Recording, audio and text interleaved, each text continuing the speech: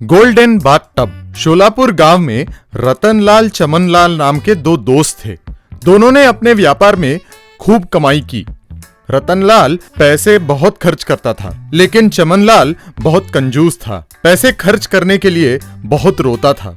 एक दिन एक बड़े टीवी को डिलीवरी बॉयज रतनलाल के घर पे डिलीवर कर रहे थे। ये देखकर चमनलाल, क्या यार, अचानक इतना बड़ा टीवी खरीदा?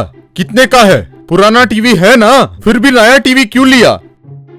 दोस्त, पुराना टीवी खरीद के बहुत साल हो गए। वैसे वो स्मार्ट टीवी भी नहीं है।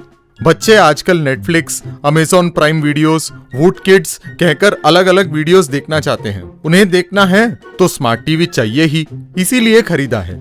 इसका दाम 1,10,000 हुआ है। क्या? 1,10,000? इतना पैसा खर्च करके टीवी खरीदा तुमने? हे भगवान!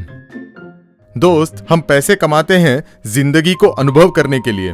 मेरे बच्चे बहुत अच्छी पढ़ाई करते हैं, इसी तरह उनके मांगने पर उनका मनोरंजन करना पिता होने के नाते मेरी जिम्मेदारी है। बेमतलब खर्चा करना गलत है, लेकिन अगर छोटे छोटे चीजों का आनंद नहीं उठाया तो क्या फायदा। वैसे रतनलाल के घर पे बड़ा टीवी, फ्रिज, एसी, ऐसे बहुत सारी चीजें थी, लेकिन चमनलाल के घर पे पुराना छोटा सा टीवी, टेबल फैन और पानी पीने के लिए एक छोटा घड़ा था। टीवी देखते हुए चमनलाल का बेटा, पापा पापा, रतनलाल अंकुल का टीवी बहुत बड़ा है।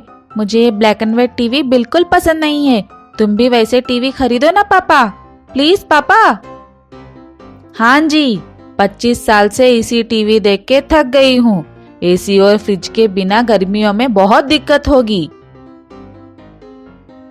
बोलो बोलो और बोलो। ऐसे ही छोड़ दिया तो आइनॉक्स थिएटर तक खरीदने को बोलोगी। उसको तो अकल नहीं है, इसीलिए इतने पैसे खर्च कर लिया। टीवी में चेहरे तो दिख रहे हैं ना, वो काफी है। अगर फिर से ऐसे उठपटांग ख्वाहिशें की तो लाते पड़ेंगी। एक दिन परिवार के साथ रतनलाल शहर के लिए निकल रहा था और वहां चमनलाल को देखकर, दोस्त, हमारे टॉमी की तबीयत ठीक नहीं है। सुना शहर में एक बहुत बढ़िया डॉक्टर है, दिखाने ले जा रहा हूँ। हमारे आने तक जरा हमारे घर की देखभाल कर लेना। घर में एक्वेरियम है तो मछलियों को खाना देना पड़ेगा, नहीं तो वो मर जाएंगे। इसीलिए क्या तुम रोज उन्हें खाना दे सकते हो? प्लीज, बुरा मत मानना। ये लो चाबी, कहकर उसको चाबी दे देता है। कुत्ते के ट्रीटमेंट के लिए शहर जा रहे हो? हे भगवान, तुम ऐसे वैसे बंदे नहीं हो यार। ठीक है, इतना भी नहीं कर सकता क्या दोस्त? कहकर चाबी ले लेता है। अगले दिन चमनलाल रतनलाल के घर जाता है और एक्वेरियम में मछलियों को खाना दे देता है। बाद में उस बड़ी टीवी पे थोड़े सिनेमा देखते हुए खुश होता है। बाद में जब बाथरूम की तरफ देखा तो वहां डू नॉट यूज कहकर बोर्ड था। चमनलाल जिज्ञासा से अंदर जाता है। वहां देखा तो सोने के रंग का एक बाथटब रहता है। वाह, क्या सुंदर बाथटब है! सोने के रंग में बहुत चमक रहा है। लगता है ये बेवकूफ इसमें रोज नहा रहा है। वो जब तक शहर से वापस ना आए मैं भी इस बाथटब का आनंद लूंगा, सोचता है। बाद में हेडफोन्स लगाकर टब में बैठकर उसमें नहाने लगता है और ऐसे रोज उस बाथटब का आनंद उठाता है। एक दिन नहाने के तुरंत बाद पूरे बदन में खुजली शुरू हो जाती है। हे भगवान, बहुत खुजली हो रही है, बहुत खुजली हो रही है, कहते हुए अपने पूरे बदन को खुजलाते रहता है। बाद में ऐसे खुजलाते हुए डॉक्टर के पास जाता है। डॉक्टर दवाई देता है और दवाइयों की दुकान में उसका बिल 5,000 निकलता है। 5,000 रुपए देके वो दवाई ले लेता है। अगले दिन रतनलाल उसके घर पहुंचता है। बहुत धन्यवाद दोस्त, हमारे घर की देखभाल की तुमने। अरे ये क्या हुआ? अरे क्यों ऐसे पूरे शरीर को खुजला रहे हो? भगवान ना करे लेकिन तुमने उस सोने के रंग वाले बाथटब को छुआ क्या? खुजलाते हुए चमनलाल, छुआ? अरे मैंने उसमें नहाया। हे भगवान, ऐसा क्यों किया दोस्त? डू नॉट यूज का बोर्ड तो लगाया था मैंने, दिखा नहीं क्या? हाँ दिखा, लेकिन वो बोर्ड क्यों रखा तुमने? और मुझे ये खुजली क्यों हो रही है? उसका और इसका क्या संबंध? हमारे टॉमी को सोने का रंग बहुत पसंद है, उसी के लिए ये बाथटब खरीदा मैंने। वो उसी में नहाता है, उसके अलावा और कोई नहीं नहाता उसमें। हाल ही में उसको बहुत खुजली हो रही थी, इसीलिए उसको ट्रीटमेंट के लिए शहर लेके गया था। बस ये सुनकर चमनलाल बेहोश होकर गिर जाता है। Police donkey. एक गांव में अभी नाम का लड़का एक गधे को पालता था। उस गधे का नाम गुड्डू रखा। अभी उसे रोज खाना डालता था। उससे कुछ कुछ बातें भी करता रहता था। गुड्डू को उसकी बातें समझ आती थी। थोड़े समय में वो इंसानों के बारे में जानकर बहुत होशियार हो गया था। एक दिन जब अभी उसे खाना डाल रहा था, उसकी सौतेली माँ मालिनी आकर, हाँ, खुद को संभालने की हैसियत नहीं है, बड़े आए इस गधे को संभालने। तुम्हारे पिताजी तो बिस्तर पकड़ लिए और मेरा लाया खाना खाकर जी रहे हैं, और तुम हो कि मेरी कमाई को इस गधे पर खर्च कर रहे हो। अब और नहीं, मैं इसे अभी बाहर निकाल रही हूँ। दोबारा ये गांव में दिखाई दिया तो तुम्हें भी बाहर कर दूंगी, कहकर गुड्डू को बाहर निकाल दी। अभी दुखी होकर रोने लगा। गुड्डू गांव छोड़कर चले गया। बहुत दूर चलकर वो दूसरे गांव जा पहुंचा। इतने में उस गांव का एसआई आशीष एक चोर के पीछे भागते हुए आ रहा था। वो चोर उसे बचकर चौपाल पर बैठे बाकी लोगों के बीच में घुस गया। उसने न्यूज़पेपर को आगे पकड़ा हुआ था। आशीष इधर उधर देखकर, छा, फिर से हाथ से निकल गया, कहकर वापस जाने लगा। ये सब गुड्डू ने देखा। गुड्डू आशीष के पास जाकर कहकर चिल्लाया, क्या है? मेरे पास तुम्हें देने के लिए कुछ नहीं है, जाओ यहाँ से। वो फिर से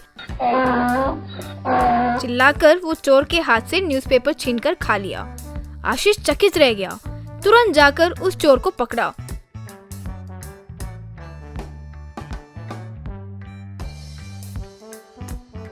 चोर के साथ साथ गुड्डू को भी पुलिस स्टेशन में लेकर आया। उसे अच्छा खाना खिलाया। कांस्टेबल शिंदे आकर, क्या है सर, गधे को लाकर खाना खिला रहे हो? पूछा।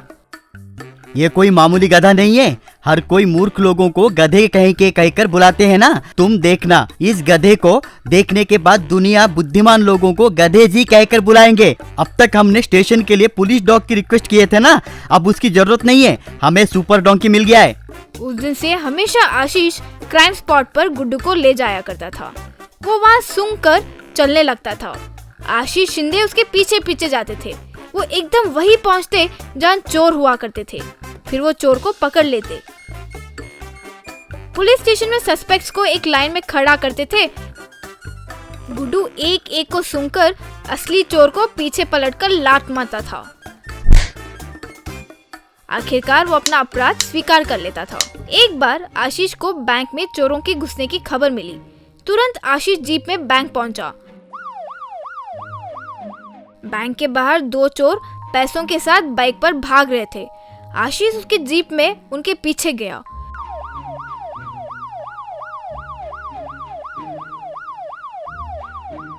वो यूं ही जाते जाते एक जंगल में जा पहुंचे।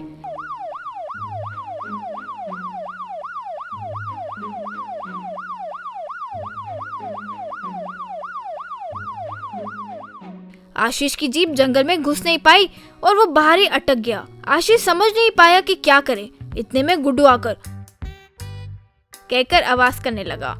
आशीष समझकर तुरंत उसके ऊपर चढ़ गया। वो बहुत तेजी से चोर के पीछे भागा।